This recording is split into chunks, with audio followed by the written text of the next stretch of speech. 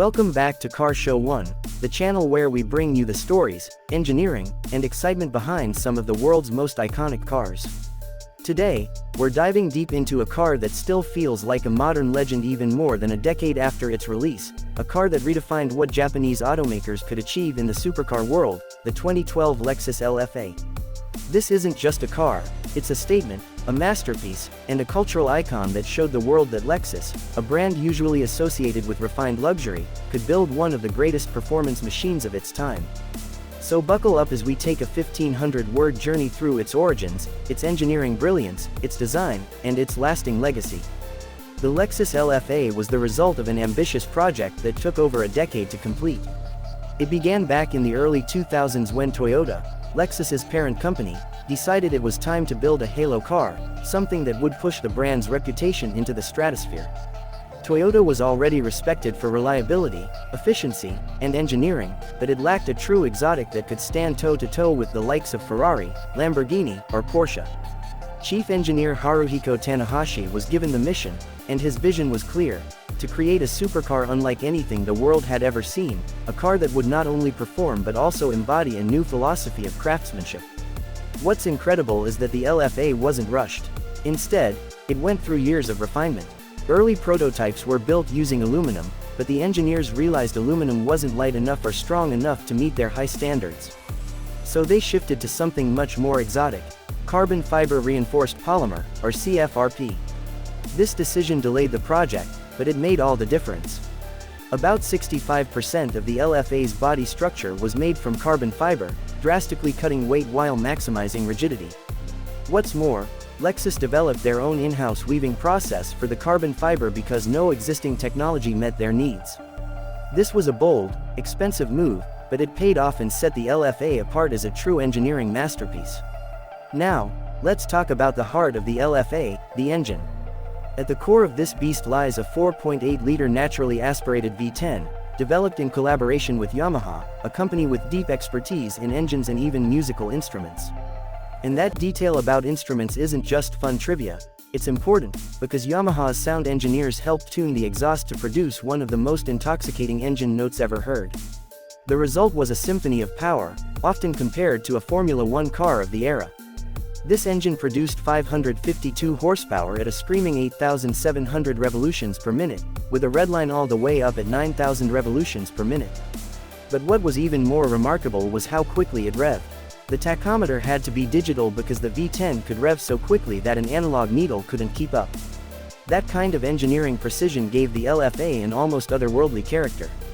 Performance numbers were equally stunning. The LFA could sprint from 0 to 60 in just 3.6 seconds and had a top speed of around 202 miles per hour. But raw speed wasn't the only goal. The handling and balance were meticulously tuned, with the engine placed behind the front axle for a near-perfect weight distribution. The suspension setup, the steering response, the braking performance, all were engineered to deliver precision and control at the highest level. This wasn't just a car designed for straight-line bragging rights, it was a machine built to dance on the world's most demanding tracks. And speaking of tracks, Lexus proved its seriousness by testing the LFA extensively at the Nürburgring in Germany, the ultimate proving ground for performance cars. They even released a special Nürburgring package version of the LFA, limited to just 50 units, which featured more horsepower, sharper aerodynamics, and a track-focused suspension. That version could lap the Nürburgring Nordschleife in an astonishing 7 minutes and 14 seconds, cementing the LFA's place among the fastest cars of its time. Design is another area where the LFA turned heads. At first glance, it wasn't as flamboyant as some Italian exotics, but it had an unmistakable presence. Every curve, bend, and line was functional, designed to optimize aerodynamics and cooling.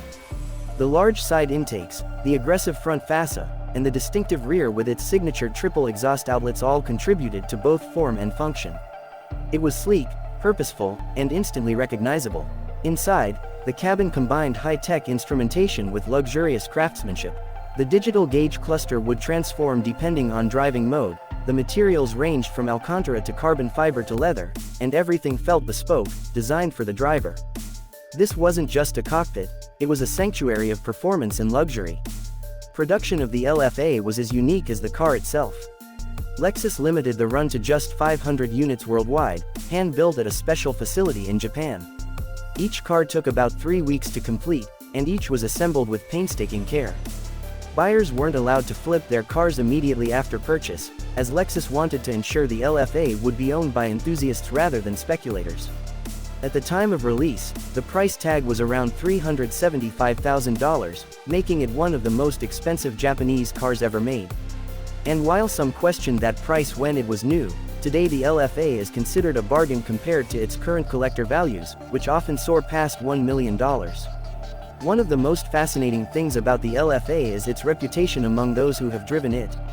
Automotive journalists, professional drivers, and collectors consistently praise it as one of the most engaging and emotionally stirring cars ever created. Jeremy Clarkson of Top Gear once called it the best car he had ever driven, praising its balance of precision, emotion, and drama. Unlike many cars that rely on turbocharging or hybrid systems, the LFA's naturally aspirated V10 delivered a raw, pure connection between driver and machine. It wasn't just about speed, it was about the experience. The legacy of the LFA is massive. Even though Lexus has not built a direct successor, the influence of the LFA can be seen in the brand's later performance models, like the Lexus RCF and LC500. More importantly, it established Lexus as a brand capable of competing in the rarefied world of supercars. It showed that Japanese engineering could deliver not just reliability and efficiency but also passion and artistry. And to this day, the LFA remains a benchmark. Car enthusiasts often cite it as one of the greatest driver's cars of all time, and its rarity ensures that it will only become more legendary as the years pass. Think about it, the LFA wasn't built to outsell Ferrari or Lamborghini. It wasn't built to dominate sales charts. It was built to prove a point, that Lexus could achieve something extraordinary, something timeless. And in that sense, it succeeded beyond imagination. Every detail, from the carbon fiber weave to the sound of the V10, was crafted to deliver an unforgettable experience.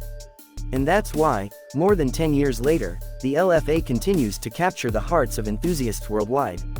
So, when we look back at the 2012 Lexus LFA, we're not just looking at a car. We're looking at a symbol of ambition, a work of art born from obsession, and a machine that reminds us why we fall in love with cars. In the first place, it wasn't perfect in the traditional sense, but in its imperfections, it found soul. And that soul is what makes it unforgettable. This has been Car Show 1, and we hope you enjoyed this deep dive into one of the most incredible cars of our time. If you love hearing the stories of iconic cars like the Lexus LFA, don't forget to like, share, and subscribe, because we've got plenty more automotive legends to explore. Until next time, keep the passion alive and keep driving forward.